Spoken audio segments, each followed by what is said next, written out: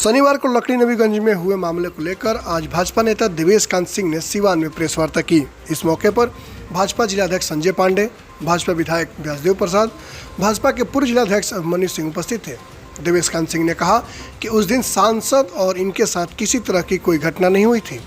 साथ ही उन्होंने ये भी कहा कि वहाँ के जो मुखिया है वो पूर्ण रूप से आपराधिक मुखिया हैं, उनके ऊपर कई आपराधिक मामले दर्ज हैं। इन्होंने जिला प्रशासन से मांग की कि उनकी संपत्ति की भी जांच की जाए।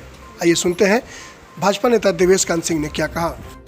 और एमपी साहब और सीओ साहब से बात हुई। जब ये बात हुई तो उसमें कुछ बीच में मुखिया जी बोलने लगे, तो मैंने कहा आप कौन होते हैं बोलने वाले। तो उन्होंने कहा कि हम कैसे नहीं होते हैं। तो पीछे से उनका भतीजा है पंकज सिंह, उसने कहा कि आप कौन होते हैं बोलने वाले। तब मुखिया जी ने कहा कि आप तो कहते हैं इसमें मुखिया का कोई रोल ही नहीं है। हम एकदम सही कहते हैं। यह आपदा सरकार के तरफ से सामुदायिक रसोई घर चलाई जाती है और इसके अंतर्गत यहाँ नोडल पदाधिकारी नियुक्त किए गए हैं। उन्हीं को सूची भी बनानी है, उनको ही भोजन की व्यवस्था भी देखनी है और सरकार ही भोजन भेज रही है। और हर अनाज सिवान के या किसी माध्यम से सरकार के आपदा विभाग से आ रहा है, तो इसमें मुखिया की कोई आवश्यकता ही नहीं बनती है, क्योंकि यह सबके लिए है, किसी व्यक्ति विशेष के लिए नहीं है। तो यह बकझक का रूप लेने लगा और कुछ लोग एमपी साहब के सामने बदजुबान हुए। तो हमारे साथ जो सुनील सिंह बीडीसी थे, उन्होंने इसका प्रतिवाद किया। प्रतिवाद का फल क्या हुआ कि कुछ लोगों ने आगे और पीछे से झटका देके एमपी साहब, हम लोग अभी इधर बैठे थे तब तक उन्होंने सुनील सिंह बीडीसी और उनके भतीजा को बीच से मारना शुरू। तो खैर बाढ़ग्रस्त क्षेत्र में है, संख्या है, हम लोग के साथ गार्ड होते हुए भी हम लोग हरकत तो करने नहीं देंगे। तो हम लोगों ने ठंडा उंडा किया, कोशिश करके मुखिया को मन में यह नाराजगी थी कि मेरा जांच हो रहा है।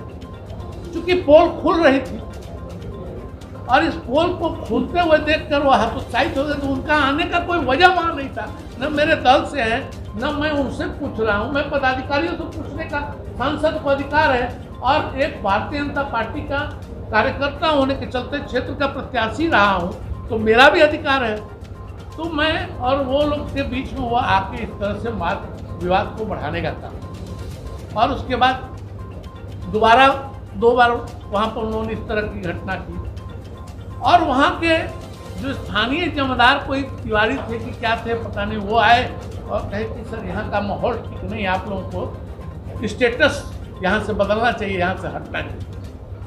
तो हम लोगों को लगा कि यह हमारी सरकार, जिसको हम कहते हैं कि ऐसी सरकार है, उसमें यह गलत क्यों बयानी कर रहे। तो हम लोगों ने कहा कि ये गलत तो हुआ नहीं, इसलिए हम लोग आए हैं, हम लोग रहे, खैर कुछ हुआ नहीं। उसके बाद हम लोग वहाँ से चले गए जहाँ वितरण केंद्र सब था, हम लोगों का गोपालपुर में, मूसेपुर में, भिसवा में, बंगरा में, कोरिटोला में, ऐसे करके हम लोग निकल गए और माननीय सांसद लखनपुरा चले गए। उनके एक कार्यकर्ता की डूबने से मौत हो गई। सांसद ने कहा कि गलत हुआ है, हम एसपी से बात करेंगे। डीएम साहब से बात हो गई, उन्होंने बताया नोडल पदाधिकारी को यहाँ से जल्दी विरमित कीजिए, वह आदमी ही यहाँ सब नाजायज करा रहा है। उसने ही मुखिया को बुलाया।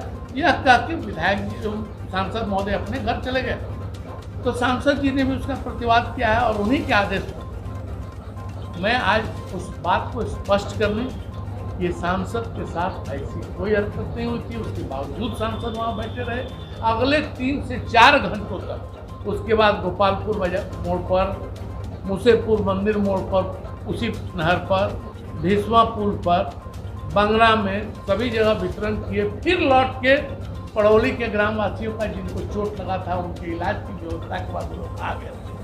सुनील सिंह वगैरह की हालचाल लेने के बाद लौटे। उनके बारे में यह जो दुष्प्रचार है कि उनको मारा गया, पीटा गया या ग्रामीणों के आक्रोश से वो भाग गए या भगा दिए गए, ऐसी कोई बात नहीं है। शुद्ध रूप से वहाँ के मुखिया जो क्रिमिनल मेंटेलिटी के, मैं आपको बताना चाहूँगा उनके ऊपर मर्डर का भी केस है और किसी दूसरे का मर्डर नहीं। स्वयं उनकी माता जी जब 2006 में मुखिया थी तो हरेंद्र सिंह वो पंचायत सेवक जी कुशवाहा जाति चाहते थे, यहाँ जीरा देवी के पास डेहरी शायद रहे होते, उनकी हत्या कर दी गई थी। उन्हीं के आवास पर रहते थे और वह लाश मिला था लकड़ी नवीगंज कॉलेज के पीछे। उस समय की सरकार, राजद की सरकार थी, घोर मट्ठा करके वह मामला सटाया गया, या जो भी हुआ, या जिस व्यवस्था से हुई, जैसे हुआ वह मामला सटाने का प्रयास हुआ, वो मुझे डेट वगैरह याद नहीं है। अब सरकार भी किसी उतना स्पष्ट नहीं है, लेकिन एक उसमें भी उनका संलिप्तता रही है, क्योंकि उसके बाद उस बच्चे का अपहरण हुआ, उसके पिता पर गोली चली, जो हमारे वहीं पड़ौली के पैक्स अध्यक्ष हैं मंसूर आलम, उन्होंने स्पष्ट रूप से केस किया कि बादल सिंह ने मुझ पर गोली चलाई, जो कि पप्पू सिंह मुखिया के चालक हैं, और दूसरा आदमी हेलमेट पहने हुआ था जिसको मैं नहीं पहचानता हूँ। लेकिन यह भी साजिश माननीय मुखिया की है। जो भी राजनीतिक प्रतिवाद करता है, मुखिया सामने आके हाथ चलाते हैं, चाहे सुनील सिंह बीडीसी पर हो, चाहे सुनील सिंह मेनका रमन के बड़े भसुर जी पर हो, चाहे हरिंदर सिंह जो पंचायत सेवक थे उन पर हो, चाहे मंसूर आलम पर हो। यह प्रवृत्ति है उनकी। और विगत 2006 और 2011 तक एक बार मुखिया उनकी माता जी रही, और 11 के बाद वह चुनाव हार गए थे। 16 के बाद अभी वह पुनः है। इस बीच में उन्होंने पूरे पंचायत को लूट के आज के दिन में हीरो एजेंसी के मालिक हैं, पेट्रोल पंप के मालिक हैं, उनकी संपत्ति की जांच की भी हम लोग मांग कर रहे हैं कि आखिर जिनके पिताजी लकड़ी के व्यापार का ब्रोकरेज का काम करते थे, अचानक इतनी संपत्ति 2 बार के मुखिया टर्म में कहाँ से आ गई। और इसी तरह का जब पोल खुलने का हताशा हुआ, और वह हताशा तो हमारे विधायक को भी हो गई है, तो दोनों संगी साथी हैं, दोनों आदमी का चरित्र गाली देना, बदजुबान होना, प्रशासन को कहना, गला काट लेना। जब हमारे विधायक हमारे गोरिया कोठी बाजार पर माँ बहन की गाली और गला काटने की बात करते हैं, जिसके चलते प्रशासन ने उनको अभी केस भी किया था। गोरिया कोठी बाजार पर जब बाजार को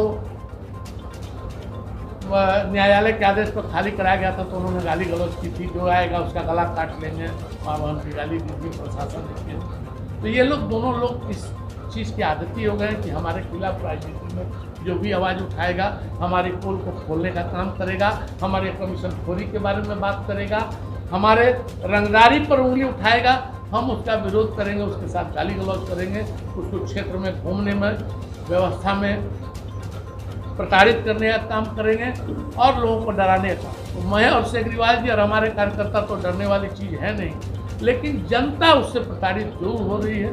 इसलिए मैं आपके माध्यम से भी प्रशासन से कहना चाहूँगा, हमारे अध्यक्ष जी भी बैठे हैं, मैं इनके माध्यम से भी प्रशासन को कहवाऊँगा, विधायक जी के भी माध्यम से, सांसद जी भी कह रहे हैं कि पड़ौली पंचायत ही नहीं, पूरा लकड़ी नवीगंज आज के दिन में राजतंत्र प्रजातंत्र में नहीं चल रहा है, राजद के गुंडा तंत्र में चल रहा है। 11 पंचायत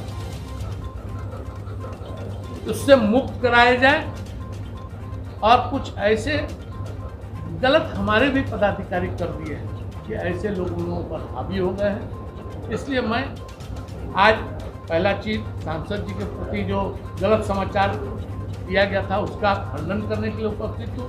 दूसरा, इस सब पर प्रशासन के द्वारा कार्रवाई हो, इसी आग्रह के लिए उपस्थित हुआ हूँ आपके बीच।